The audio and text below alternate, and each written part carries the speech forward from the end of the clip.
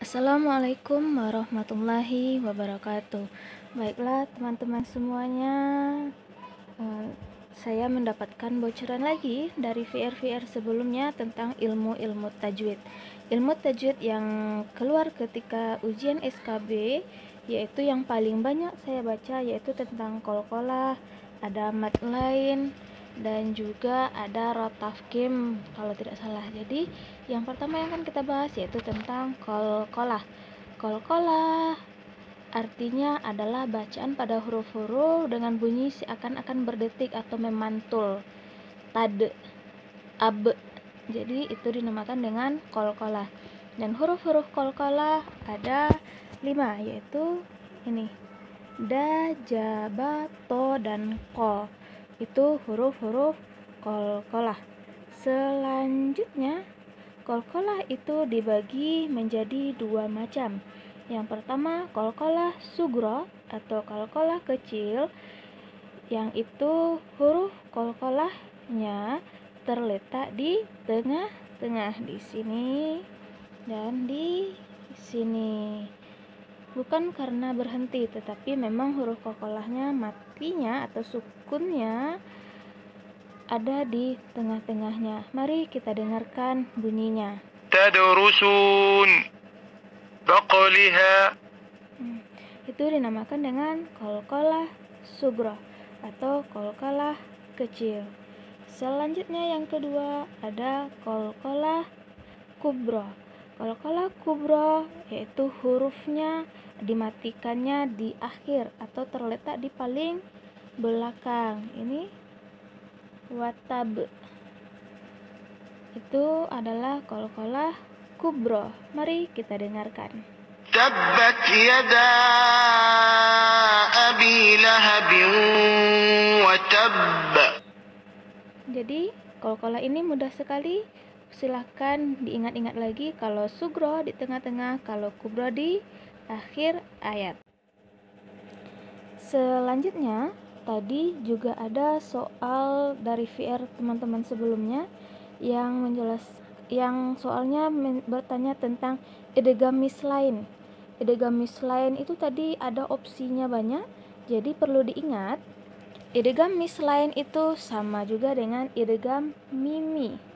Idgham safawi dan idgham mislain itu sama, jadi tidak berbeda. Idgham mislain, idgham safawi, idgham mimi itu sama. Yang membedakan cuman nama atau orang yang menyebutnya saja. Idgham mimi itu artinya adalah apabila mim mati bertemu dengan huruf mim. Apabila mim mati bertemu dengan huruf mim, itu dinamakan dengan idgham safawi atau idgham mislain atau idgham mimi. Terserah kita menyebutnya apa. Contohnya dapat kita lihat di sini, mim mati bertemu dengan huruf mim. Ini. Selanjutnya ini. Dan ini. Ini adalah contoh idgham mimi. Dapat dilihat di contoh-contoh ini. Mari kita dengarkan.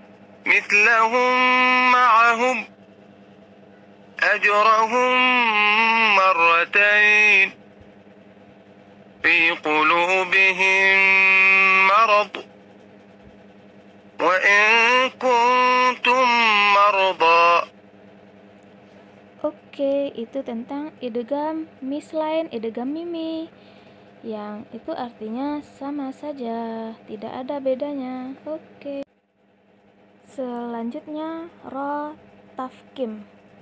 Ra tafkhim adalah cara membaca huruf ra dengan huruf tebal atau dengan pelafalan yang tebal. Ra harus dibaca tafkhim atau tebal karena beberapa sebab. Berikut ini. Yang pertama, ra berbaris fathah atau dhammah, seperti contoh ini. Sini fathah atau dhammah. Mari kita dengarkan. Rasul rufata. Yang alasan yang kedua yaitu ra yang bertanda sukun dan huruf sebelumnya berbaris fathah atau dhammah. Ini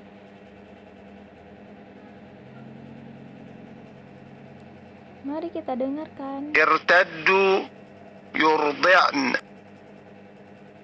Dan selanjutnya, ro di ujung kalimat dibaca sebagai sukun karena wakaf yang mendatang.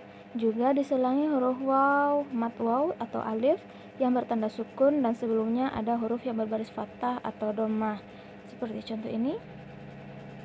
Didahului huruf oleh waw yang sebelumnya berbaris dhammah, didahului huruf alif yang sebelumnya didahului huruf tanda fathah. Selanjutnya, ro di ujung kalimat dibaca sebagai sukun karena wakaf yang mendatang. Sebelumnya terdapat huruf mim selain huruf ya, huruf mati selain huruf ya, dan huruf sebelumnya lagi terdapat huruf yang berbaris fathah atau dhammah. Silahkan cek contoh.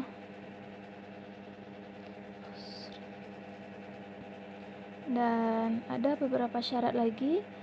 Artinya, ro tafkim adalah huruf ro yang dibaca tebal, jangan sampai terbalik. Setelah ro tafkim, ro yang dibaca tebal, sekarang ada ro tarkik. Ro tarkik artinya tipis, jadi tafkim itu tebal, tarkik itu tipis. Dibaca tipis karena beberapa sebab. Yang pertama, ro yang berbaris kasrah atau baris bawah. Ini contohnya, baris bawah dan baris bawah. Selanjutnya, ro yang bertanda sukun atau ro mati yang sebelumnya berbaris kasrah atau bertemu dengan huruf isti'la. Dan juga ro di ujung kalimat yang disukunkan atau wakaf yang mendatang dan sebelumnya terdapat sukun pada huruf isti'la. Contoh. Dan ini sebab selanjutnya, ro di ujung kalimat yang disukunkan wakaf yang mendatang dan sebelumnya terdapat huruf ya yang bertanda sukun, dan sebelum huruf ya bertanda sukun ini terdapat huruf yang berbaris fathah atau kasrah. Yang terakhir, ro bertanda sukun di ujung kalimat karena huruf sebelumnya bertanda kasrah, terdapat huruf isti'la di kalimatnya.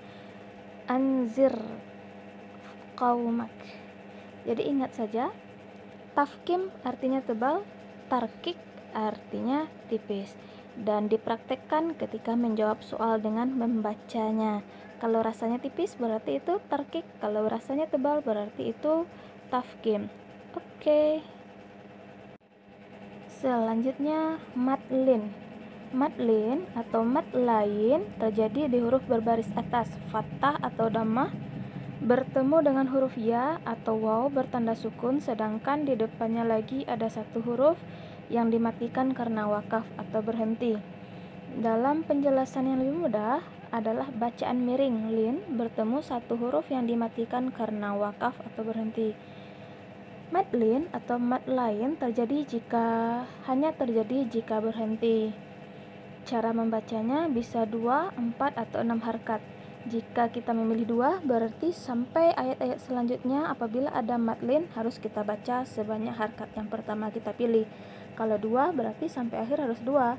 Kalau 4 berarti sampai akhir harus 4. Dan 6 pun begitu. Kalau 6 berarti sampai akhir kita harus membaca 6 harkat. Tidak boleh berbeda-beda. Contoh bacaan mat lain yaitu sini.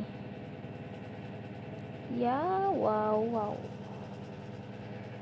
Bagaimana cara membacanya? Mari kita dengarkan. البيت يوم النوم.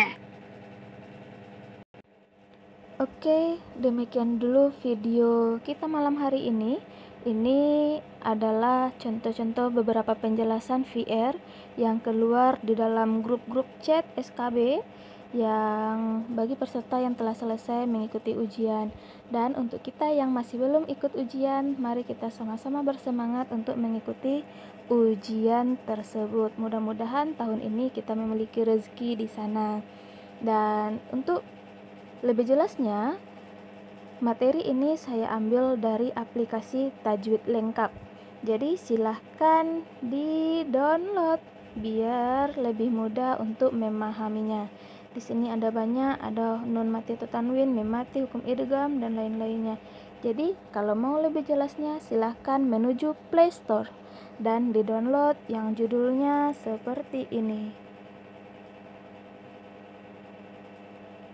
Ini, tajwid lengkap.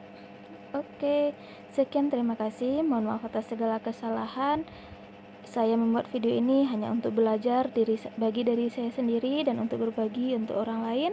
Mohon maaf atas segala kesalahan. Wabillahi taufiq wal hidayah. Wassalamualaikum warahmatullahi wabarakatuh.